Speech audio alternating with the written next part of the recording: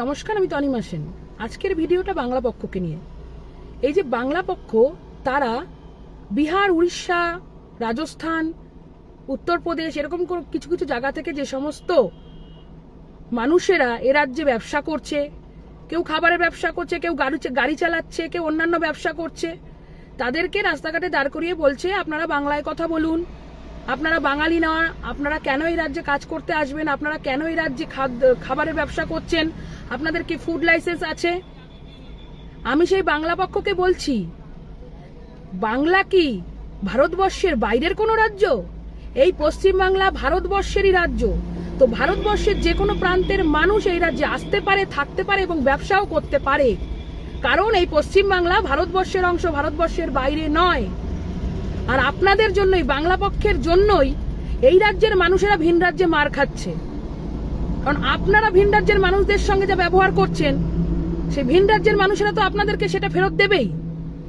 বছরের পর বছর ধরে এই রাজ্যের মানুষেরা উত্তরপ্রদেশ, গুজরাট, মধ্যপ্রদেশ, কেরালা, বিহার, উড়িষ্যা বিভিন্ন রাজ্যে কাজ করছে।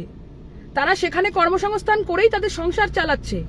তারা সেখানে খুব ভালোই আছে, তাদের সাথে কোনো রকম কোনো খারাপ ঘটনা কোনোদিনও ঘটেনি। তাহলে আজ কেন ঘটছে? তার কারণ এই বাংলা পক্ষ, যেখানে তারা বাঙালি বাঁচানোর নাম করে যে সমস্ত অপকর্মগুলো করছে, তার ফল ভোগ করছে ভিন রাজ্যে থাকা এই বাঙালিরা। আপনারা বাংলা বাঁচাতে এসেছেন, তাই না? সবসময় বলেন আমরা বাংলা বাঁচাচ্ছি, বাঙালিকে রক্ষা করছি। তো বাংলাদেশ থেকে যে সমস্ত অনুপ্রবেশকারী রোহিঙ্গারা এই পশ্চিম বাংলায় বছরের পর বছর ধরে কর্মসংস্থানে ভাগ বসাচ্ছে, ব্যবসা করছে, তাদেরকে তো আপনাদের কখনো কিছু বলতে শুনিনি। তাদেরকে তো কি আপনারা কখনো বলেননি আপনারা কেন বাংলাদেশ থেকে এসে এ রাজ্যে ব্যবসা করছেন, আপনারা কেন এ রাজ্যে রয়েছেন? কারণ কি? তারা বাংলা ভাষায় কথা বলে।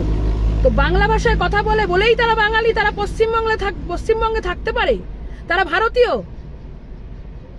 অনুপ্রবেশকারী রোহিঙ্গারা শুধুমাত্র বাংলা বলতে পারে বলেই তারা এই বাংলায় থাকতে পারে, তারা এই বাংলায় ব্যবসা করতে পারে, তারা এই বাংলায় কর্মসংস্থান তাদের থাকতে পারে, তারা সরকারি সুযোগ সুবিধা পেতে পারে। আর ভারতবর্ষের মানুষ যারা কিনা ভারতের নাগরিক, তারা এই রাজ্যে এসে ব্যবসা করতে পারে না।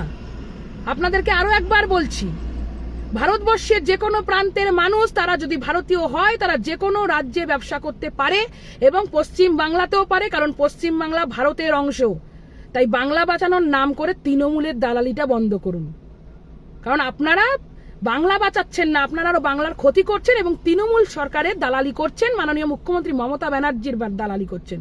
সেটা আগে বন্ধ করুন, নতবা এরপরে মানুষ আপনাদেরকে রাস্তায় ধরে দুগালে দুটো থাপ্পড় মারবে আর বুঝিয়ে দেবে এই ধরনের বাংলা বাঁচানোর মানে কি, আর বাংলা পক্ষ বলে আর কিছু থাকবে না।